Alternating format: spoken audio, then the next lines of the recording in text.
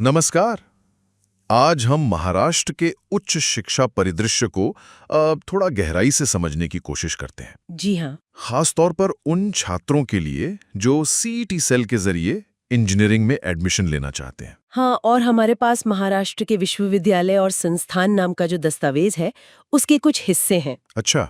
तो उसी के आधार पर आज हम ये समझेंगे कि ये स्वायत्त मतलब ऑटोनमस और डीम्ड संस्थान क्या होते हैं, इनमें क्या फर्क है। हाँ, और साथ ही महाराष्ट्र की जो मुख्य सरकारी यूनिवर्सिटीज हैं उन पर भी एक नजर डालेंगे ना। बिल्कुल, इंजीनियरिंग के लिहाज से ये जानना बहुत जरूरी है। तो चलिए शुरू करते हैं। जी। सबसे पहले ये स्वायत्त संस्थान या ऑटोनमस इंस्टीट्यूट, ये क्या चीज है?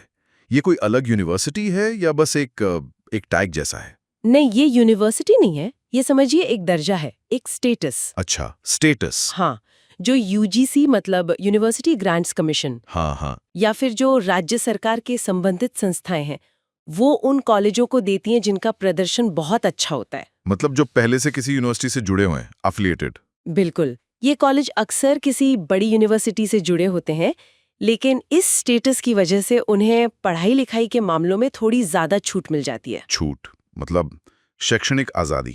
इसका असल मतलब क्या है एक स्टूडेंट के लिए? सिलेबस, परीक्षाएं। हाँ बिल्कुल, यही मुख्य फायदा है।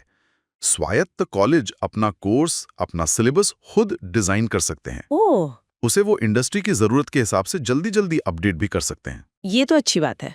और अपनी परीक्षाएं की खुद ही आयोजित करते हैं। इससे नतीजे भी शायद जल्दी आ जाते हैं। अच्छा, तो अकादमिक रूप से ज्यादा फ्लेक्सिबल हुए ये। फीस वगैरह का क्या, वो भी अलग होती है? फीस का ढांचा ज्यादातर तो राज्य सरकार के नियमों के हिसाब से ही होता है, पर हाँ थोड़ी बहुत भिन्नता हो सकती है, लेकिन मुख्य अंतर वो अकादमिक स्वतंत्रता ही है। ठीक है, ये समझ आया। अब आते हैं डीम्ड विश्वविद्यालय पर, मतलब डीम्ड टू बी यूनिवर्सिटी। ये कैसे अलग हैं फिर स्वायत्त से? ये काफी अलग है।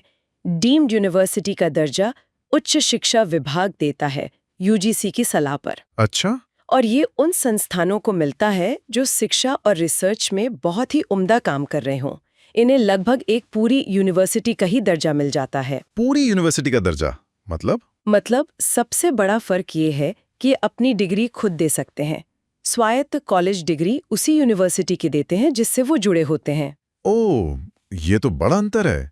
यानी डीम्ड यूनिवर्सिटी अपनी डिग्री देगी। हाँ, उन्हें अकादमिक मामलों में पूरी आज़ादी होती है। सिलेबस बनाना, परीक्षा लेना और अपनी डिग्री देना, सब कुछ। और ये अक्सर किसी खास फील्ड पर फोकस करते हैं, जैसे इंजीनियरिंग या मेडिकल। पहचान ही उनके उस विशेष फोकस और रिसर्च से बनती है। लेकिन एक बात और, इनकी फीस वो शायद ज्यादा होती होगी। हाँ, ये एक महत्वपूर्ण बात है।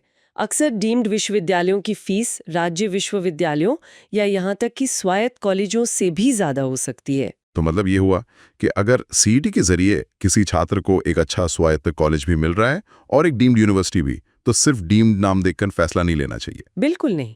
संस्थान की असली प्रतिष्ठा, उस खास ब्रांच की फैकल्टी कैसी है, प्लेसमेंट का रिकॉर्ड क्या है, ये सब देखना ज्यादा जरूरी है। हाँ, वो नैक ग्रेडिंग और एनआईआरएफ रैंकिंग, ये सब चीजें दोनों के लिए देखनी चाहिए। निश्चित रूप से।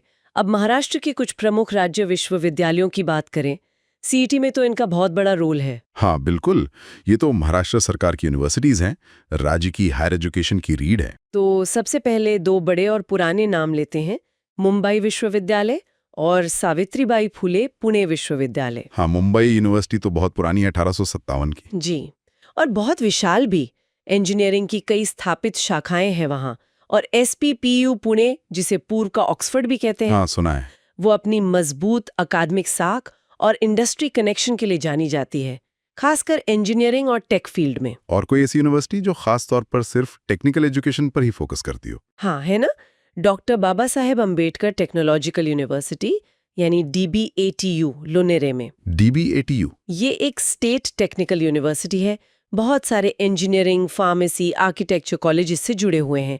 इसका पूरा फोकस ही टेक्निकल एजुकेशन पर है। तो ये मुंबई या पुणे यूनिवर्सिटी से इस मायने में अलग है कि ये सिर्फ टेक पर ही केंद्रित है। सही कहा। अच्छा, और राज्य के दूसरे हिस्सों में जैसे विदर्भ, मराठवाड़ा? हाँ, विदर्भ में देखें तो राष्ट्रसंत तुकडोजी महाराज नागपुर यूनिवर्सिटी आरटीएमएनयू और संत गाडगे बाबा अमरावती यूनिवर्सिटी एसजीबीएयू, ये दोनों बहुत महत्वपूर्ण हैं। इंजीनियरिंग के अच्छे विभाग हैं दोनों में। ठीक है। मराठवाड़ा में डॉक्टर बाबा साहेब अम्बेडकर मराठवाड़ा यूनिवर्सिटी बैमू औरंगाबाद में और स्वामी रामानंद तीर्थ मराठवाड़ा यूनिवर्सिटी SRTMUN नांदेड़ में ये मुख्य है। और दक्षिण महाराष्ट्र और उत्तर महाराष्ट्र? दक्षिण में शिवाजी यूनिवर्सिटी कोल्हापुर और उत्तर महाराष्ट्र यानी खानदेश रीजन के लिए कवयित्री बहिणाबाई चौधरी उत्तर महाराष्ट्र यूनिवर्सिटी जलगांव में KBCNMU। ठीक है। और वो कुछ खास संस्थान भी थे ना, जैसे SNDT विमेंस यूनिवर्सिटी या गोंडवाना यूनिवर्सिटी, इनका क्या रोल है इंजीनियरिंग में? हाँ, SNDT तो भारत की पहली महिला यूनिवर्सिटी है। महिलाओं को सशक्त बनाने पर फोकस है। वहाँ इंजीनियरिंग की ब्रांचेस भी हैं, तो जाहिर है वहाँ का माहौल और फोकस थोड़ा अलग हो सकता है। अच्छा। और गोंडवाना यूनिवर्सिटी गढ़चिरौली में वो आदिवासी और थोड़े पिछड़े इलाकों की ज़रूरतों पर ध्यान देती है। तो हो सकता है वहाँ सिविल या माइनिंग इंजीनियरिंग में उस इलाके से जुड़े खास मौके हों। सही बात है। ये विविधता दिखाता है। हाँ। तो कुल मिलाकर हमने देखा कि महाराष्ट्र में इंजीनियरिंग करने वालों के लिए CET के जरिए बहुत तरह के विकल्प हैं। हाँ।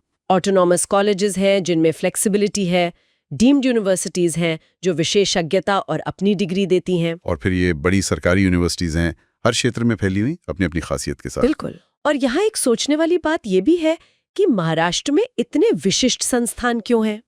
जैसे सिर्फ महिलाओं के लिए SNDT या पूरी तरह तकनीकी DBATU या फिर एक खास इलाके पर केंद्रित गोंडवाना यूनिवर्सिटी। ये राज्य की पूरी शिक्षा रणनीति के बारे में क्या कहता है? शायद ये कि वो सबको साथ लेकर चलना चाहते हैं और खास जरूरतों का भी ध्यान रख रहे हैं। हाँ, हो सकता है। ये दिखाता है कि शायद उनकी कोशिश है कि शिक्षा की पहुंच भी बढ़े और जो विशेष जरूरतें हैं वो भी पूरी हों।